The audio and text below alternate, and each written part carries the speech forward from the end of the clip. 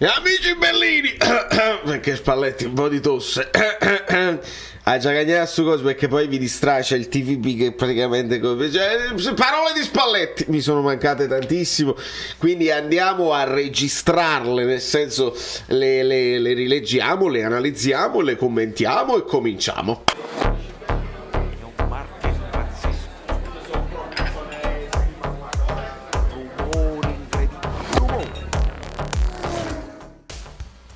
Sì, meglio spegne perché sennò voi vi distraete, poi mi dite perché io leggo tutto, beh, io leggo tutto, distrae, bobotto che si muove, distraete, vabbè, siete molto delicati.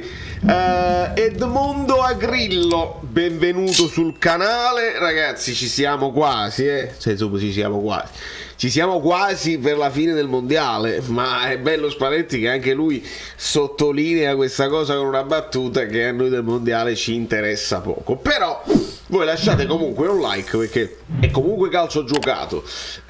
Sapete che io faccio gli short ogni tanto quando mi capita di poter vedere la partita e quando devo commentare degli upset, delle cose particolari. Ecco, ci sono gli short sul canale, quelli verticali, quelli di un minuto, belli godibili, dove non si dice niente, però uno dice quello che si sente di dire e si va avanti. Quindi va avanti Messi, Neymar no, che capita anche questo, e quindi la Croazia, attenzione. E oggi tra poco, insomma, non lo so, il Portogallo, il Marocco sicuramente, ma sarà interessante vedere la Francia, perché tutti parlano di Messi in questo momento, che sicuramente ha fatto il suo dovere, i rigori li mette, quel passaggio, più ancora che i rigori, quel passaggio è poesia pura. E va avanti, però adesso uno aspetta la risposta di Mbappé, più che altro perché quelli che poi sono delle stelle che accendono il mondiale, la fantasia dei tifosi.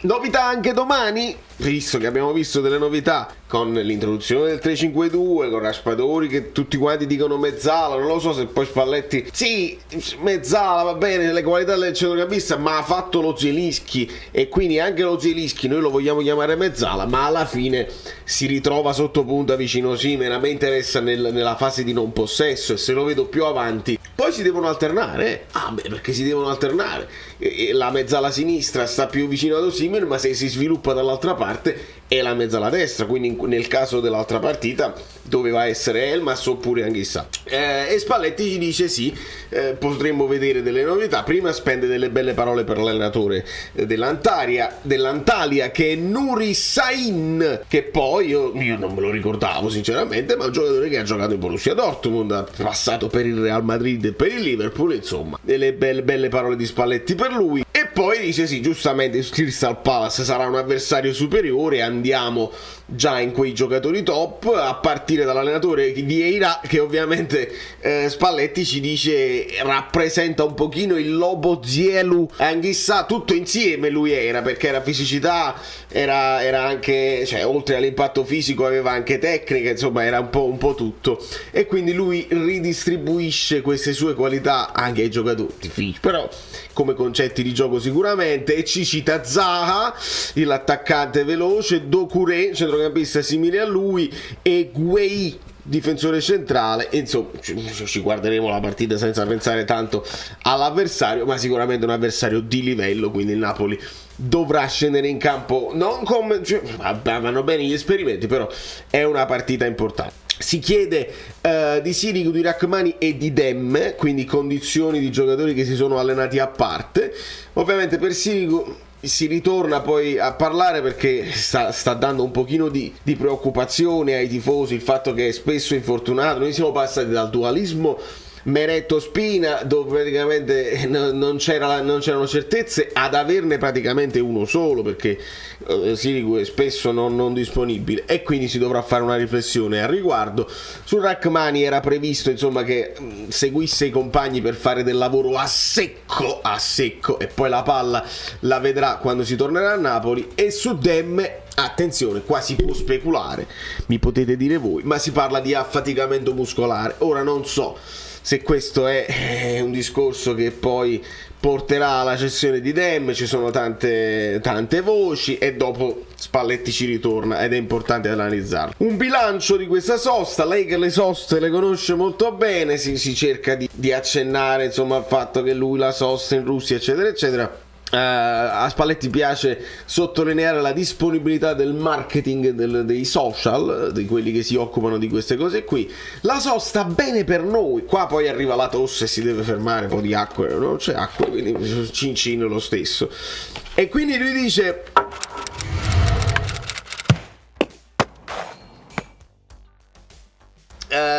che la sosta, qualcuno potrebbe pensare ci siamo fermati nel momento buono. No, ci fa comodo la sosta, e questa è una cosa che io mi sono permesso di dire anche all'epoca. Viene il momento giusto, secondo me sì, perché abbiamo visto un po' di flessione, un po' di sbavature, un po' di affaticamento da parte di qualcuno dei nostri, e secondo me eravamo arrivati proprio al limite. Spalletti dice poteva arrivare qualche pareggio perché poi è fisiologico, e invece magari ci fermiamo un attimo e possiamo ricominciare forte. E la ribalta proprio Spalletti, dice può essere pure che questa sosta fa male a quelle che avevano trovato una quadra e stavano cercando di recuperare punti su di noi e quindi stavano nella rincorsa.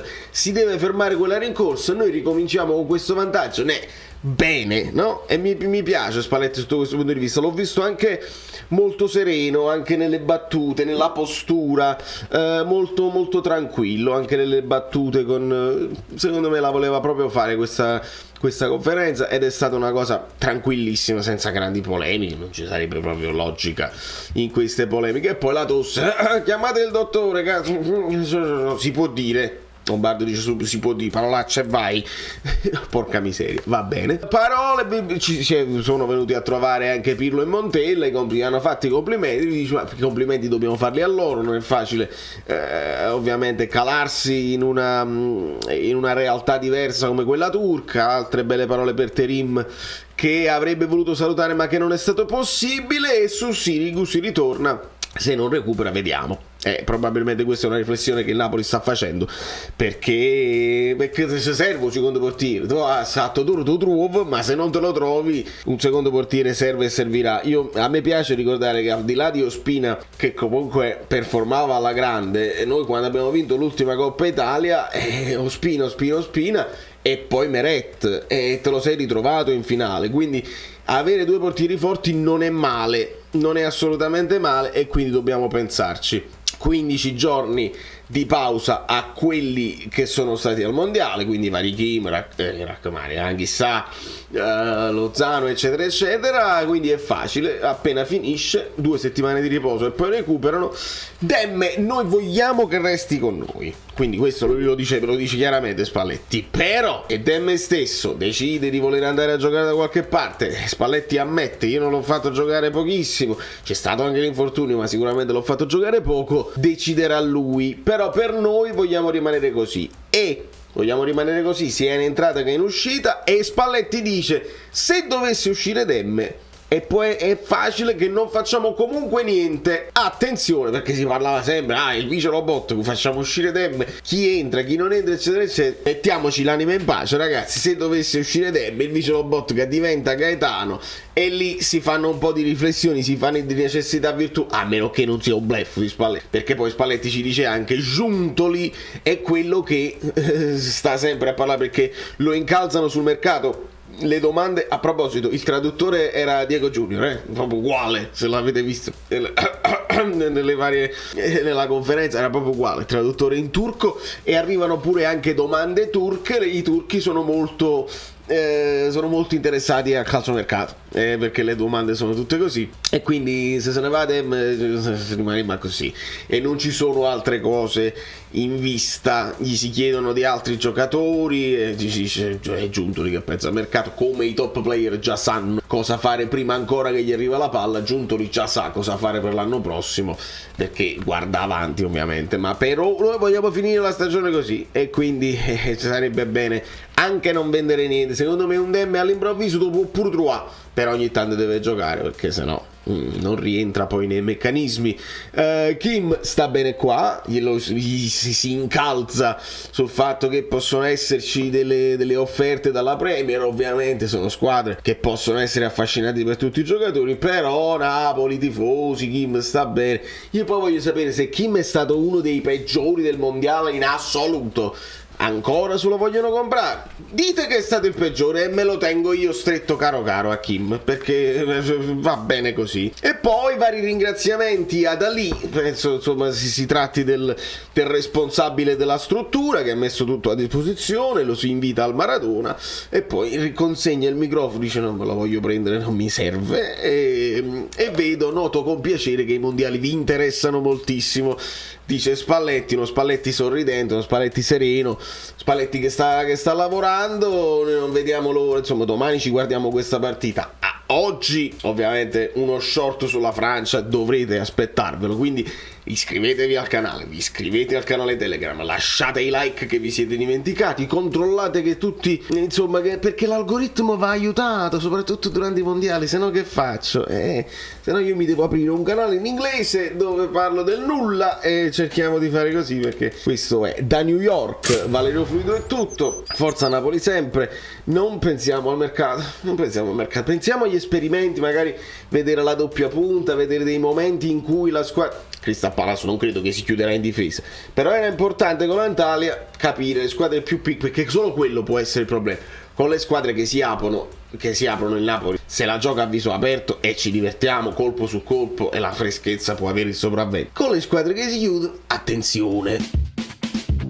Ciao, sono Saveria Solida. Se arriviamo a 15.000 iscritti su YouTube è una cosa di cortesia, ma secondo me dovreste seguirlo anche su Instagram, @ValerioFluido. Fa tutte queste cose credi. Sei iscritto pure a TikTok. Niente più, dai, basta, sei cringe.